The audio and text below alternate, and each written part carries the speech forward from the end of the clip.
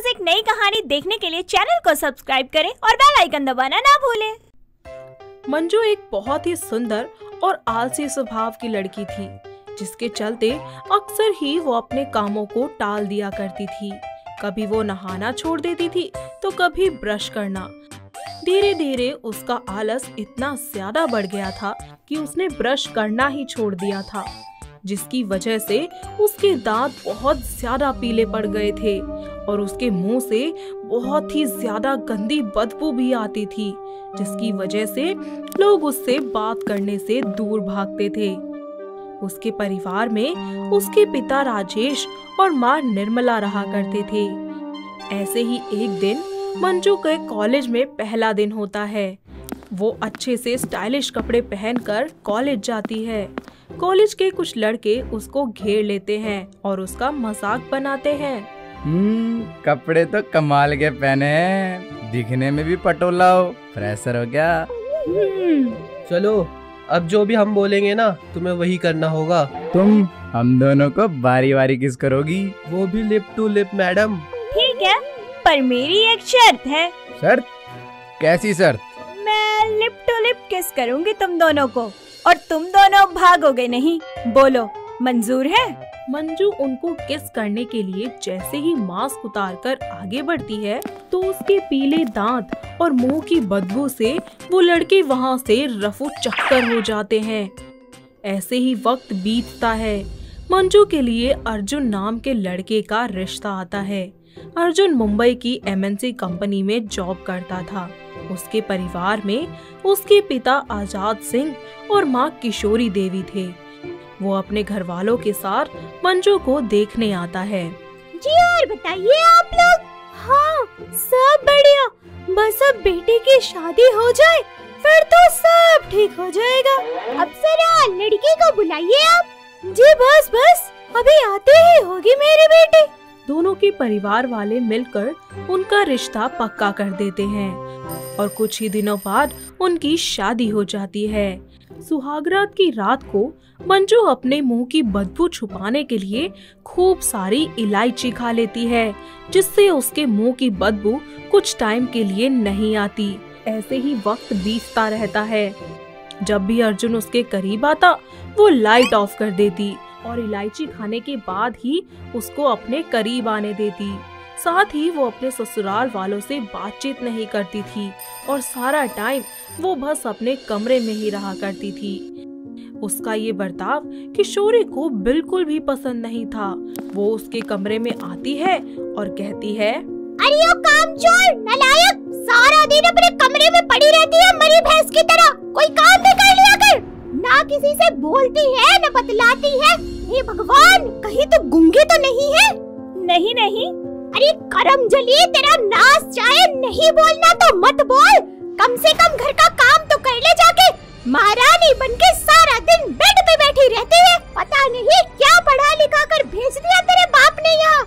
माँ जी खबरदार, जो मेरे पापा के बारे में कुछ बोली तो। अरे अरे अरे, एक मिनट रुक, अपने दांत तो दिखा। हे भगवान, ये तेरे दांत है या पीला पत्थर? अरे कभी इन्हें साफ नहीं किया क्या? आय हाय, और ये बदबू, आय हाय। छी, कितनी गंदी बदबू आती है तेरे मुंह से। बदबू आ रही है तो सूंघो ना। मैंने कहा था आपसे कि मेरे पास आओ, बात करो मुझसे। हाँ, कैसे ज़बान लड़ा रही है, जरा दूर हो मुझसे। जैसे बदबू वैसे जहरीले से तेरे बोल। पीला दंत मंजन। देखिए माँ जी, आप जाइए यहाँ से। मेरे पास इतना फालतू टाइम नहीं है जो मैं आपके साथ सर भिड़ाती रहूं। अरे तुझे पता है, इतनी दुनिया तो ना कोरोना वायरस से नहीं मरी होगी जितनी तेरे इस मुंह की बदबू से मर जाएगी। बस कीजिए माँ जी, कहीं ऐसा ना हो कि इसकी शुरुआत आपसे ही हो जाए, और वो भी आज ही। ऐसे ही दोनों में बहस काफी देर तक होती रहती है और शाम को जब अर्जुन ऑफिस से घर आता है तो किशोरी उसे मंजू का सारा सच बता देती है, जिसके बाद अर्जुन को बहुत बड़ा झटका लगता है। वो मंजू के पास उसके कमरे में जाता है और उससे कहता है, ये सब क्या सुन रहा हूँ मैं? आ गए अब आप भी कह दो कि मेरे दांत पीले हैं, ये वो बदबू आती है। कुछ कहना है आपको? बोलो बोलो। यार तुम पागल हो क्या? मैं तुम्हारा पति हूँ, और अगर मैं ही तुम पे हंसने लगा तो बाकी लोगों में और मुझ में फर्क क्या रह जाएगा फिर? बस बस, मुझे सब पता है, ज्यादा बहलाने फुसलाने की जरूरत नहीं है। अरे यार, मैं परेशान हो चुकी हूँ। जिसे देखो वही मेरा मजाक बनाता रहता है। अरे कोई मेरे बारे में भी तो सोचो, आखिर मेरे दिल पर क्या बीतती होगी। अरे यार परेशान मत हो तुम, मैं तुम्हारे साथ हूँ। कोई कुछ भी बोले मुझे इससे फर्क ही नहीं पड़ता, और मैं अपनी बीवी से बहुत प्यार करता हूँ। I love you so much. I love you too Arjun, तुम बहुत अच्छे हो। ऐसे ही वक्त बीतता है। आए दिन उसकी सास उसको पीले दांतों को लेकर उसे खरी खोटी सुनाती रहती है। अर्जुन ये सब देखकर बहुत ही ज्यादा परेशान था। ऐसे ही एक दिन वो ऑफिस से घर आता है और अपने लैपटॉप में टीथ व्हाइटनिंग ट्रीटमेंट के लिए बेस्ट डेंटल क्लिनिक को सर्च करता है, और अगली सुबह मंजू को वहां लेकर पहुंच जाता है, जहां डॉक्टर उसको माउथ व्हाइटनिंग ट्रीटमेंट के बारे में बताते हैं और उसका ट्रीटमेंट शुरू कर देते हैं। और कुछ ही देर बाद दोनों क्लिनिक से घर वापस आते हैं। माँ, माँ, कहाँ हो तुम? क्या हुआ बेटा, बोल। अरे जिस चीज से आपको दिक्कत थी ना, आज वो दिक्कत ही खत्म कर दी मैंने। अरे साफ साफ बोलना, तो कहना क्या चाहता है? माँ, मैंने मंजू के दांतों के पीलेपन का ट्रीटमेंट करवा दिया। अब इसके दांत पीले नहीं हैं। अब तो कोई प्रॉब्लम नहीं होगी ना आपको? अच्छा, तो अब ये येलो येलो डटी फेलो से व्हाइट व्हाइट ऑर्बिट व्हाइट हो गई। वाह वाह वाह वाह। बस माँ, शर्म नहीं आती आपको? अपनी ही बहू का मजाक बना रही हो। ऐसे ही वक्त बीतता जाता है और किशोरी आए दिन मंजू का मजाक बनाया करती। ऐसे ही एक दिन मंजू किचन में कुछ बना रही होती है कि तभी उसकी सास वहां आती है और उसके दांतों का बहुत ही ज्यादा मजाक बनाकर हंसने लग जाती है। तभी अचानक उसके दिल में दर्द होता है और वो वहीं पर ही बेहोश होकर गिर जाती है। मंजू तुरंत अपनी सास को लेकर हॉस्पिटल चली जाती है, जहां डॉक्टर किशोरी का इलाज करते हैं और कुछ देर बाद डॉक्टर बाहर आते हैं। डॉक्टर साहब, क्या हुआ है मेरी माँ जी को? वो ठीक तो है ना?